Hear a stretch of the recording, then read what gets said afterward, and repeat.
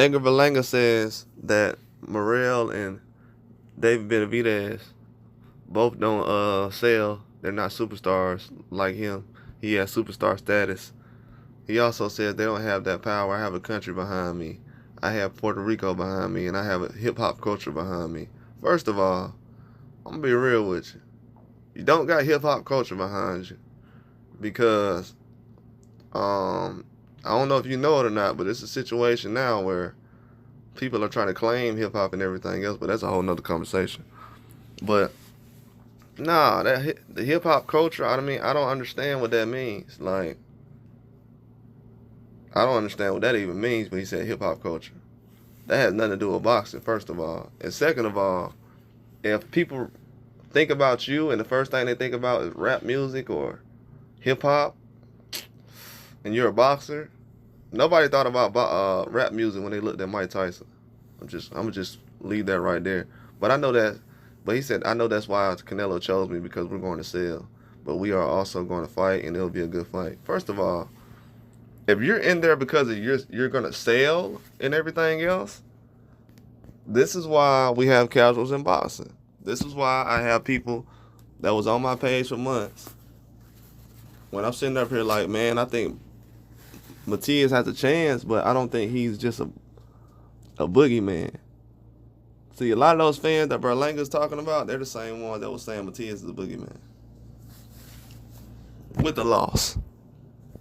So when he said the whole country behind him and everything else, yeah, that's bandwagon fans that jump on the bandwagon because of a country. I mean, that's kind of weak, to be honest with you. That's not helping boxing. I mean, it helps as far as people supporting their own fighters, but it doesn't help that you come out and say, well, I got fans that support me because they look like me and talk like me, and then I have hip-hop culture behind me because I wear chains and I got Fat Joe around me. Has nothing to do with boxing. Like, the way this guy even talks, I don't know. It's not really something that's going to advance the sport of boxing. I just keep it like that, bro. He's not really a guy who stands out to me. Berlanga's got whooped plenty of times and wins. Some of these fights, possibly robberies. He's been dropped from top rank. When he got dropped from top rank, nobody cared. When I was bringing up the fact that he was on the zone and the plan was for the zone was to kind of make the fight with Canelo because they're both on the zone and that whole situation, nobody believed me. They said, oh, but Benavidez will still happen in September. It'll happen in September. And that was a whole narrative that never happened. A lot of these people, they put out misinformation and it makes everyone else's job harder who actually wants to tell the truth. Berlanga has always been an option. Everybody knows this. They waited a whole year to cry about it. And at this time right now we're talking about Terrence Crawford. And at the end of the day, man, Berlanga, he's not a bigger draw than Benavidez or Morrell. Just to be honest with you. And the reason why I say he isn't a bigger draw than Morrell is because Morrell only has like 11 fights. And people are just starting to notice that he only has 10 fights. Well, 10 fights before this weekend. It's 11 fights now. He only had 10 fights. And people are sitting up here saying, well, yeah, Morrell, he's ready and everything else. So a lot of people didn't even know that he only had 10 fights.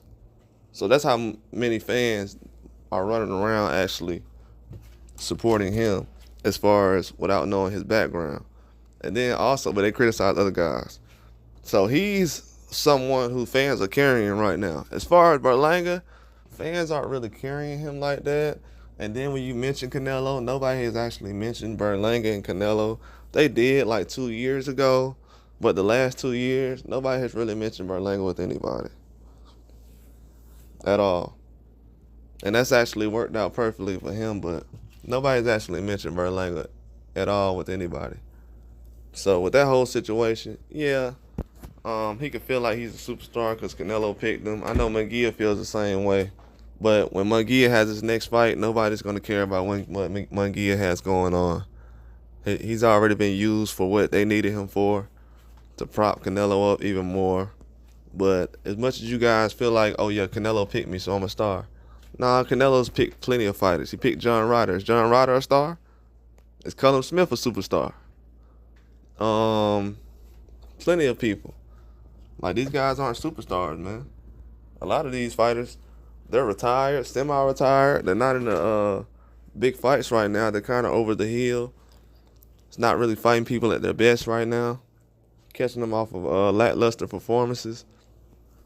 I know a lot of people say, well, McGill did good against John Ryder.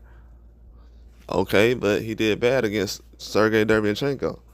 A lot of people felt like he possibly lost that fight. And so we'll see, man. But David Benavidez and Morrell, I don't know why he's comparing himself to those guys when he had a chance to fight both of them. That's kind of the thing about it. I don't want to hear like the back and forth with certain fighters over the next couple of years. They could have fought one another. And Benavidez, he really doesn't do that. Like I said, Benavidez's names gets used for promotion more than anybody. I don't know, a lot of people don't notice that, but Benavidez, his name gets used a lot to promote fights. And that's the situation he's in, but it is what it is, man. You got to deal with stuff like that sometimes, and people are looking out for handouts and a way out, but Benavidez is definitely someone who's going to be the big fight over the next couple of years. If it's not going to be Canelo, Berlanga already knows after this fight it's going to be Benavidez. If Berlanga can go out there and drop Canelo and do some things, he'll definitely make a mark. But have to go out there and win the fight still. And that's the only thing that matters to most people, winning the fight. Everything else don't matter. But a lot of guys, they're just happy to get Canelo a fight. And we don't want opponents like that. We want opponents that want to go out there and beat him. Not just be happy to be there.